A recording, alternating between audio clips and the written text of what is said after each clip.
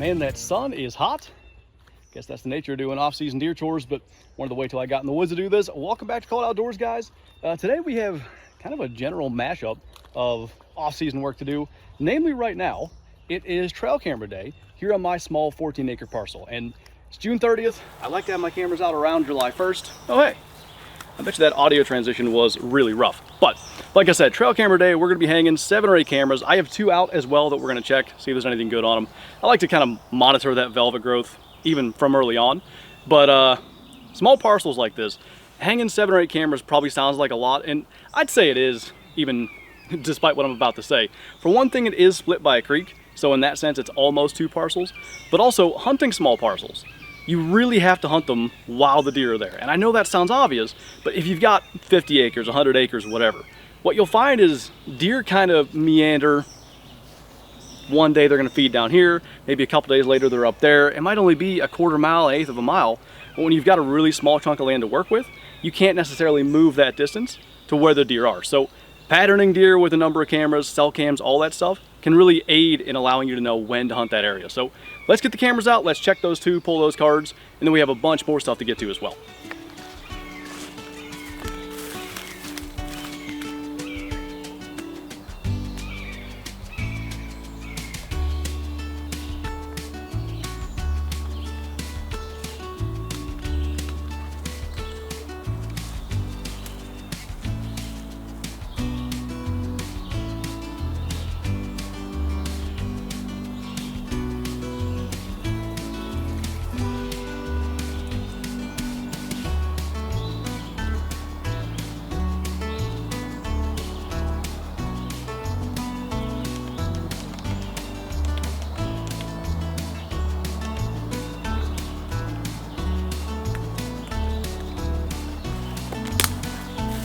There's one. And unexpected deer chores too. This is a mock scrape, which works way better when the branch is actually free floating. And it looks like this dead tree fell on this tree, and that's what's holding it back. So if we just kind of get in here.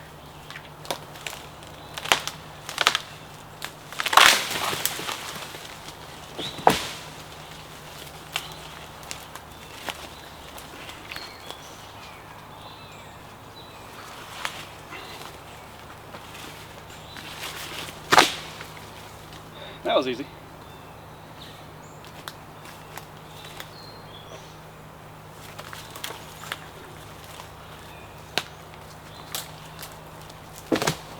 All right, so you might be able to see this. It's making contact with this branch right now up higher, probably a little bit out of the shot. But I'm not sure that's a bad thing. They like resistance to these, so I'm probably just gonna leave that. I'll go ahead and scrape this up. And yes, it's basically July. Some people might think it's early for a mock scrape, but they use these as communication. So they'll just hit it, tell other deer that they were around, and this fresh dirt scent, that's why you scrape it up, they'll smell that, and they'll come check it out. And something else I want to mention, you can see right now, this is a little bit below waist height. I do that for a reason. As I said, deer use these for communication, and fawns that are this high have no problem hitting this. But it's not just that. In the fall, when all the leaves come off this tree, all of a sudden this thing is gonna lift up to somewhere in here. That's a little bit above waist height. I think that's about the right area. In my experience, deer hit them pretty good. So I'm gonna get a camera on this. We'll go ahead and set that up.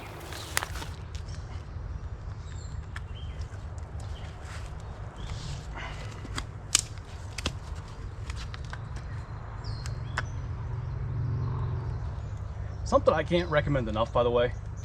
Format these things even if you format them on your computer, wherever you watch them. In my opinion, it just seems to make them save pictures more consistently. If you ever have cameras that don't save pictures, try formatting the card in the camera as well as on your computer.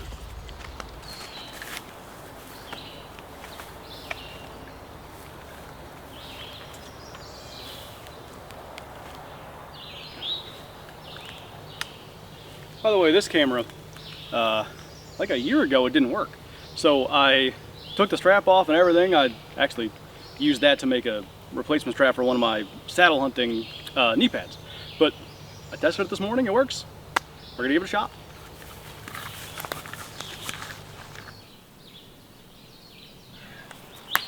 We're down another mock scrape. This is the branch that I had it tied to and broke off up there. And there's not much around here. It's not like 25 feet up. Now this is where I harvested my doe last year in archery season, right here on this path. I keep it mowed. It seems to be the best path that they'll take. It makes sense because it's the path of least resistance. So, what the heck do we do with this?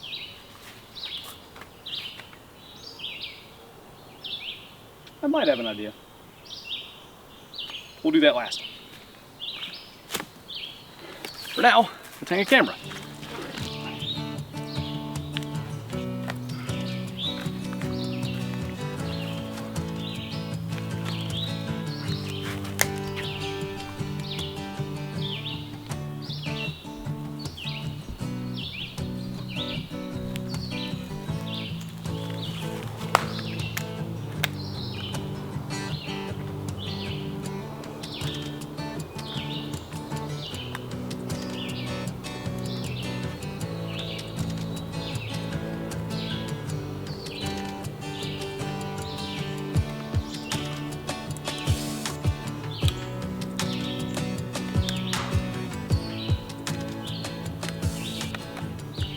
Card pull number 2.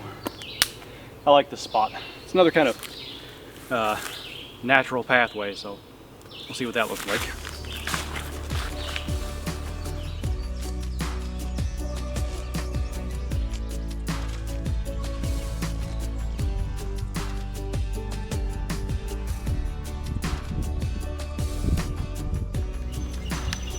All right, listen. I know, but just because we're using fancy cameras and stuff doesn't mean we don't use a little redneck ingenuity. There's a community scrape here, and historically it's just been the best place to catch deer coming up from the creek, working this edge, and then heading back either up the power line, back into the woods, up this way. It catches all of them. And there wasn't any trees here. I needed something to stick a camera on. I had that. Now it gets some use.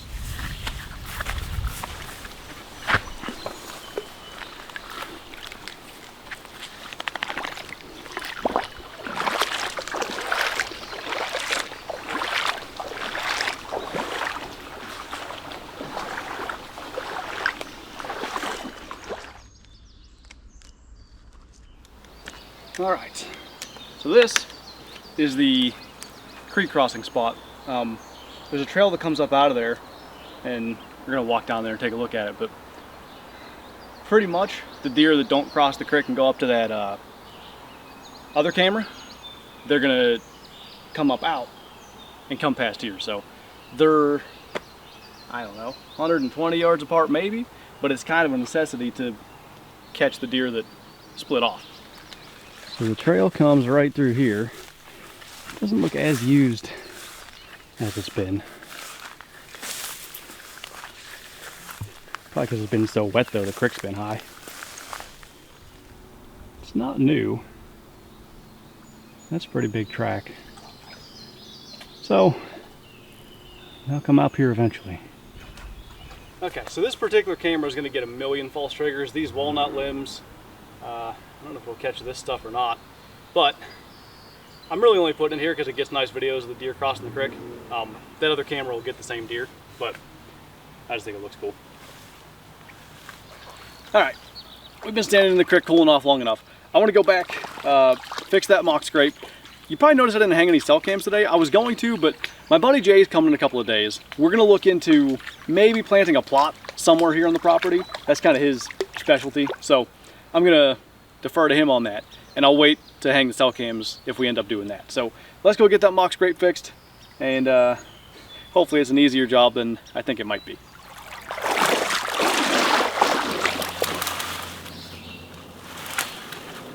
Might actually be too much, but we'll see. So what I'm gonna do is I'm gonna try to bury that somewhere right here so that the scrape's roughly in the same spot. It's gonna have to be on the uphill side, obviously, otherwise odds are it's just gonna want to fall down, but we're gonna try it and see what happens.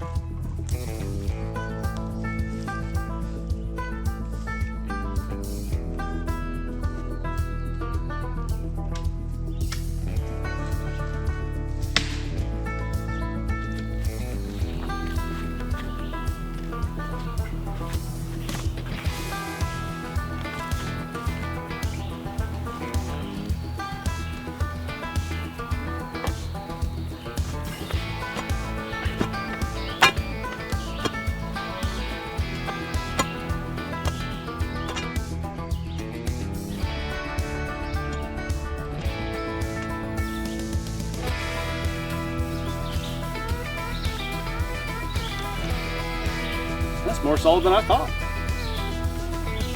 Huh.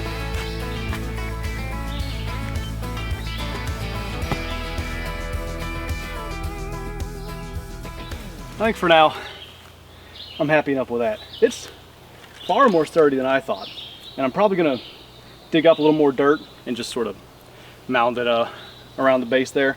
How permanent is this? Not very. I've got some great videos of a fawn batting this same thing, but when it's connected to the other branch, and you know, that's probably the least force they'll encounter. The deer will really mess with them, but I think having this branch, now it's broken.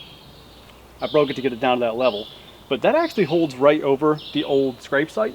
And you see this here. What you want typically with a mock scrape is, so the buck, let's say this is over here, the buck can 360 and not run into stuff. So this really isn't ideal. If I go any further, it's gonna break. So for now, I'm gonna go with this. We'll see if they take to it. If they do, probably what I'll do is I'll bury a post here, maybe 8 foot high or something, hang one just like this, but out over, so they have that 360 space. And then also, I'll probably have a way of like mounting, say, a oak branch or something to it, so they can, you know, rake their antlers in that. So maybe make this from a negative, where the mock scrape was laying on the ground, to a positive. So we'll see how this does. I'm gonna go turn the camera back on because I turned it off so it didn't just film me doing all that.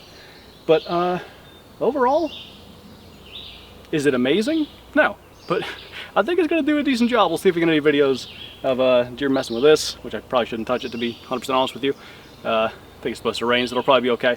Or with the OG scrape. But yeah, I think we're pretty well done with that. That probably took way longer than intended. So I think I'm gonna split this into 2 separate videos, with the food plot stuff with Jay coming here in a couple of days. So I think on that note, actually, that is gonna do it for this one. Thank you for watching. Thanks for coming along as I repair problems and hang trail cameras, checking all the videos. Hope you guys enjoyed that, and I'll see you next time.